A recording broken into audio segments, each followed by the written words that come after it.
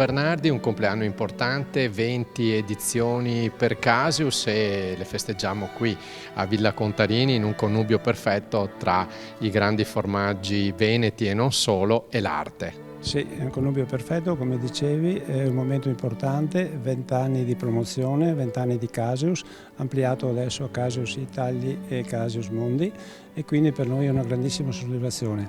Abbiamo avuto qualche problema al tempo, però la gente c'è, ci sono tanti visitatori, sono molto attenti, abbiamo 4.700 persone che si siedono per delle degustazioni dove il soggetto principale è il formaggio. Noi facciamo questa manifestazione per promozionare e valorizzare il formaggio, i nostri formaggi veneti, i DOP veneti e i formaggi tipici, ai quali abbiamo aggiunto quest'anno anche il Festival delle DOP, prodotti del nostro territorio. Quindi con questa manifestazione abbinata a questa meravigliosa villa noi vogliamo promozionare e valorizzare il Made in Veneto. 20 anni è un grande compleanno, un grande anniversario, è un punto di partenza ma può essere anche un punto di arrivo. Ma 20 anni possiamo dire che per il momento è un punto d'arrivo perché siamo arrivati qua. Sicuramente proseguirà questa kermesse perché la Regione ci crede, il Presidente Zaia ci crede e questo è importante e fondamentale perché questi momenti, questi eventi servono per far conoscere le nostre produzioni, per far conoscere il nostro territorio, per far conoscere i casari,